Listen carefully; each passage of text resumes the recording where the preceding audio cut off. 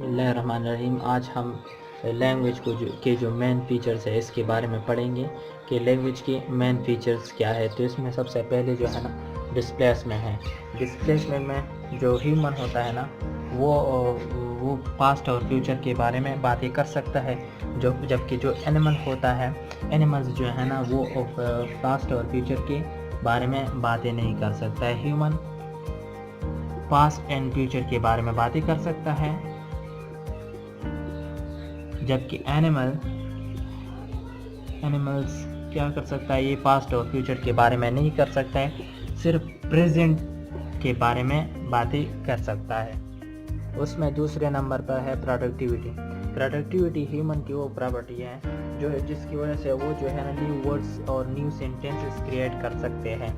यानी ह्यूमन क्या कर सकता है, इसमें न्यू वर्ड्स एंड सेंटेंसेस जो है ना वो बना सकते हैं, जबकि एनिमल जो है ना न्यू वर्ड्स और न्यू सेंटेंसेस जो है ना ये नहीं बना सकते, न्यू सिग्नल्स नहीं बना सकते। और तीसरे नंबर पर है आर्बिट्रेरीनेस, यानी लिंग्विस्टिक फॉर्म और इसकी मीनिंग में जो है ना नेचुरल कनेक्शन जो है ना बिल्कुल नहीं होती, उसके बीच में ताल्लुक नहीं होती। मतलब हम अगर एक वर्ड देखें ट्री, ये हमने देख लिया कहीं पे एक वर्ड है लिखा हुआ, तो हमारे जहन में एक ट्री बन जाती है। तो हमारे जहन में क्या हो जाता है, एक ट्री खुद बहुत बन जाती है। तो इसे आर्बिट्रेरीनेस कहते हैं। और चौथे नंबर पर है डुअलिटी। फर्ज करें ये एक वर्ड है कैट और ये है एक्ट। इन दोनों में इसमें जो अल्फाबेट्स है वो इसमें भी मौजूद होती है, लेकिन इसकी मीनिंग डिफरेंस होती है।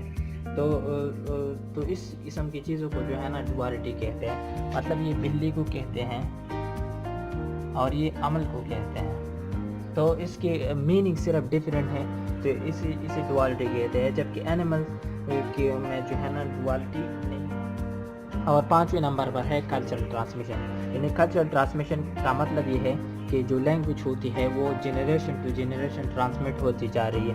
मतलब पाकिस्तान या हिंदुस्तान का कोई बच्चा जो है ना वो अमेरिका को जाए या किसी और मुल्क को जाए जहाँ पे इंग्लिश बोली जाती है, तो वो वहाँ पे इंग्लिश बोलेंगे, वो वहाँ पे हिंदी या उर्दू नहीं बोलेंगे। तो इसे हम क्या कहेंगे, कल्चरल ट्रांसमिशन कहेंगे। शुक्रिया।